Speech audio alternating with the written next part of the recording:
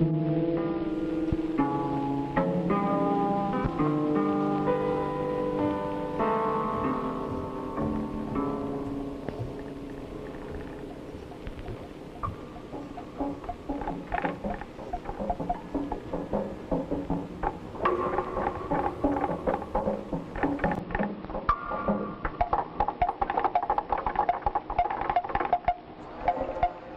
has described himself in many ways, but if we concentrate on man in relation to his control over his environment, no description is more apt than the description of man as a tool-making animal.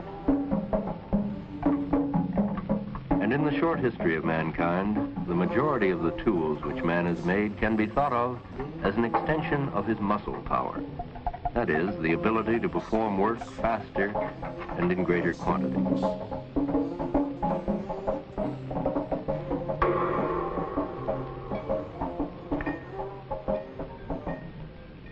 However, in the mid-1940s of the 20th century, a different kind of tool was invented. A tool for extending certain of the powers of man's mind. This tool is the electronic computer.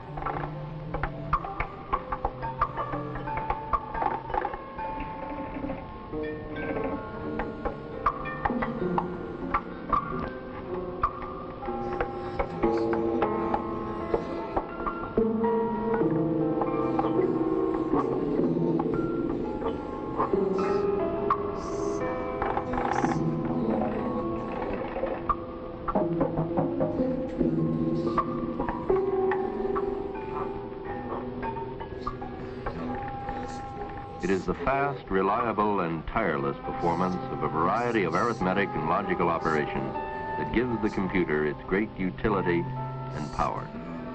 But merely looking at a computer won't tell us very much about what it actually is doing.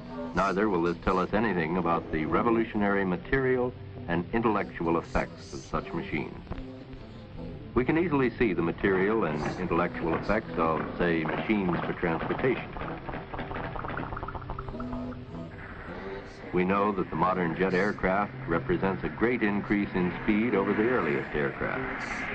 We also know that modern airplanes have made the world smaller and changed our way of thinking about ourselves and our world. And future means of transportation will bring even more rapid and radical changes. But even the difference between the speed of an ox cart and the fastest rocket is small when compared with the difference in speed between calculation by hand and calculation by computer. For example, the first electronic calculator to be completed could do the work of 50,000 people working by hand.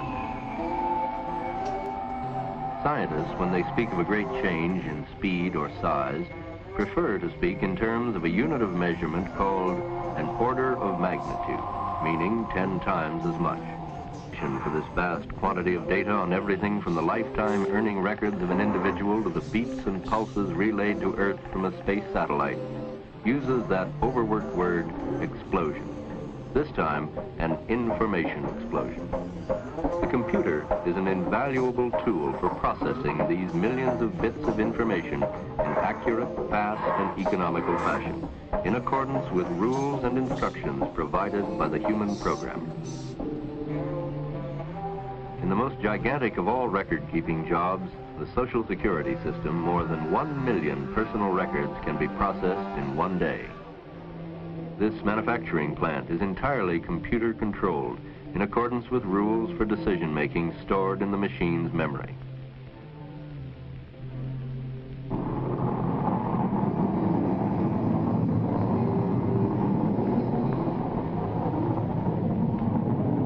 Actual firing of the multi-million-dollar Saturn rocket was simulated on this computer many times before the actual firing was authorized. And these simulated firings, which helped eliminate many of the problems in the functioning of the rocket, cost only a fraction of what an actual launching would have cost. Each of these operations, record keeping and accounting, control, design, and simulation, is achieved through the manipulation of numbers according to instructions and rules given to the computer by the programmer. But what are these rules, and what is the relationship between numbers and the real things they are said to represent? These are some of the questions that we put to the scientist whom we've already seen, Dr. Richard Hamming, research mathematician at the Bell Telephone Laboratories. I would say that at present at the Bell Telephone Laboratories, we do about 10% of the experiments on a computer and about 90% in the laboratory. I would expect that in time we will do 90% on the computer and 10% in the lab. Speed, cost, and effort favor the computer over the laboratory approach. The 19th century physicist Heinrich Hertz described the concept of a model in these words. We make for ourselves internal pictures or symbols of external objects. We make them of such a kind that the necessary consequences in thought of the internal pictures are always pictures of the necessary consequences in nature of the object symbolized. The idea of a mathematical model is fairly easy to understand. A very simple, trivial example is the numbers you calculate on your check stubs. You combine the various numbers by addition and subtraction, and they correspond in a very real sense to the amount of money that you have in the bank. The mathematical model is the numbers you manipulate. The amount of money you actually have in the bank is the physical world. Let us consider now a slightly more complex example. This is a common experience for most of us. The front end of the car dips sharply when we come to a sudden stop. In technical language, there is a transfer of weight from rear to front in the action of braking. A mathematical model of this transfer of weight can reveal exactly how much weight is on both wheels.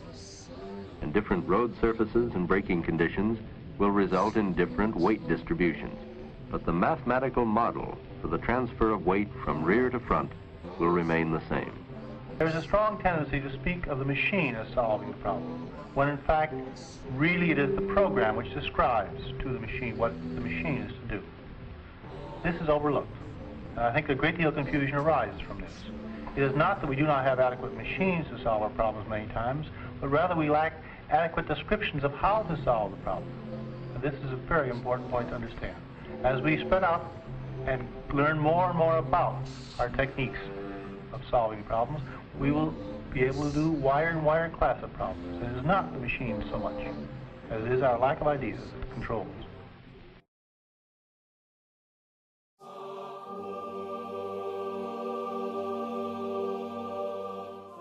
Towards the end of the 2008 campaign, the Republican Party, terrified at their own sinking poll numbers, attempted to link Barack Obama to radical leftist figures to make him appear un-American. When that failed, Republicans tried linking Obama with 10-year-old domestic terrorist Huey Freeman after discovering the two were MySpace friends. Did they leave each other glitter comments? The public has a right to know.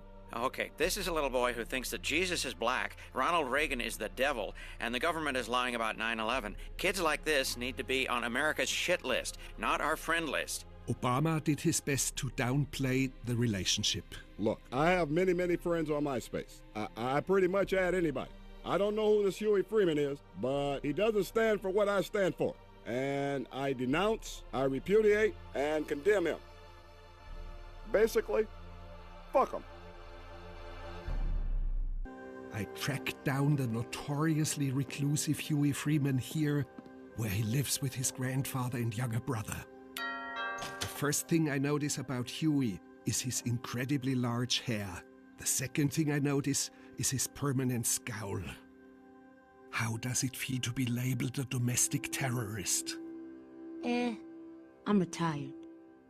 So then, now that it looks like Obama is going to win, as a black African-American Negro, are you merely excited, or are you extremely excited that everything is going to change forever? He's empowered by the prospect of a black president, but not in the way society would hope or expect. Obama, of course, is as polarizing as he is transformative. Some have accused Obama of being a socialist. Others believe that he's a Muslim. Some have gone as far as to label him the Antichrist. He is the socialist Muslim Antichrist. This is Uncle Ruckus. He's an Uncle Tom, perhaps the biggest Uncle Tom to have ever lived. If this nigga gets elected, America is over. Over. You want this nigga to shit in the same place William Taft sat and his big wife. She don't need to be in the White House. She should be in the WNBA shooting foul shots. You want my brick? You gonna have to pry it from my cold, dead hand. You want my brick? You gonna have to pry it from my cold, dead hand, Mr. Obama Hussein.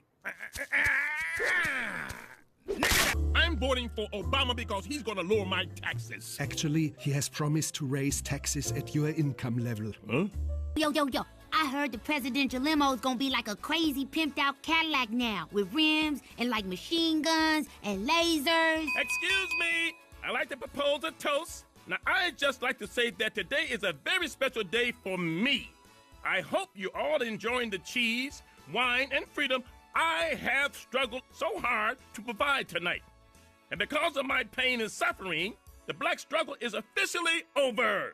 No longer can they keep us down. No longer can we be silent. This is it! Shut up! Shut up! Barack Hussein Obama will be the next president of the United States.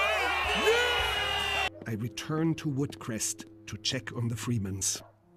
I don't necessarily think of myself as a hero. And when people always ask me if I want a medal or a monument or a statue in my honor, I say no. All I want to do is be there in person on that glorious day when the first black president take the oath. I just want to stand in the crowd somewhere in the front, maybe in the VIP section, maybe next to Beyonce. Are you aware that some people are paying as much as $50,000 for VIP inauguration tickets? But I don't think you can put a price on decades of struggle. Did you contribute any money at all to the Obama campaign? I paid $10 for this t-shirt. Did you get... Yes. Can you tell the president-elect it's civil rights legend Robert Freeman, F-R-E-E-M-A-N, who struggled to open the door for him to be president? You got all that? Right. So tell him I'm calling again about those tickets. Again. Hey, man, I got that Obama water. Change the way you hydrate, brother. Yo, little man, hey, check it out. I got commemorative plates, 2 for $20. How many you need? I'm cool. Man, can you believe it? In a few days, we're gonna have a black president. Aren't you excited, little man? Eh. What's "and" supposed to mean? Just means eh. Yo, what the deal, man? What's going on here? Up, man? Yo, what's I asked this kid if he was excited about Obama, and he said, eh? He said, eh? Yeah, what's wrong with you? You're not excited? Not excited? Who ain't excited? This little nigga right here. Why ain't he excited? So you don't like Obama. You want McCain to win. I never said that. Why ain't you like Barack Obama? He got a lovely family. Not according to this little nigga. He got a problem with a black president. Boy, what's going on? What did I tell you about talking to anybody about anything? I didn't say anything. What's wrong with this kid? He must be Hey, crazy. everybody, just Make a hole, donkey. Just what the hell is going on here? Ruckus? Oh, no. This little big-haired nigga hates Obama. And I say, good for him. Leave this little boy alone. He telling the truth. Barack Obama is an evil man. Hey, everybody, just calm down. You heard us. You say, yes, we can. We say, no, you can't, nigga. Oh, hell no. To comprehend the incident. To them, Huey is like a calf that refuses its mother's udder, choosing instead to drink the bitter waters of its own making. Here is the danger of too much hope. Skeptics are treated like blasphemers, and indifference becomes equal to hate.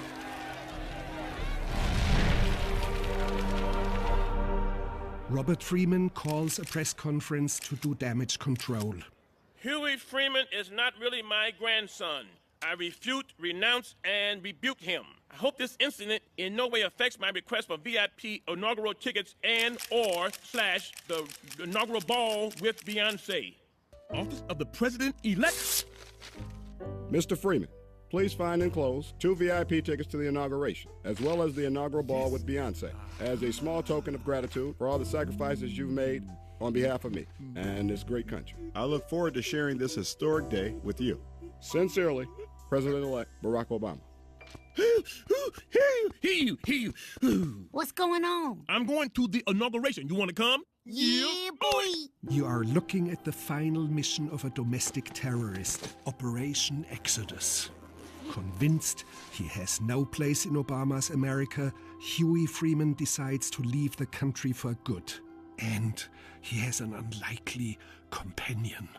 I was gonna go to the inauguration and try to crown Obama with a brick. But who am I fooling? My arm just ain't what it used to be. Plus, that greasy nigga is really fast. And knowing these liberal activist judges, they might actually try and put me in jail for it. No, I think it's time for me to leave this great country. Oh, I can't bear to see it run by an African, Muslim, communist antichrist. I just can't. I want to go someplace I'll fit in, like Norway or Ireland. What about the Ivory Coast? Absolutely no Africa. No way. All them countries got nigger presidents, which defeats the whole purpose of leaving this country. How do you feel being teamed up with your arch enemy? First of all, we're not a team. Second of all, we're not a team. I've got gas money, he's got the license. We're just gonna drive to Canada and then go our separate ways. What's the point of talking if nobody ever learns?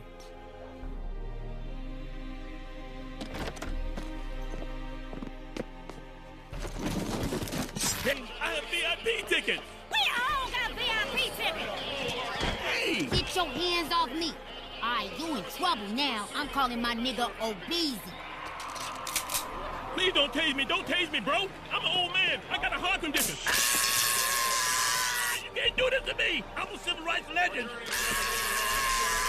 Save us, Obama!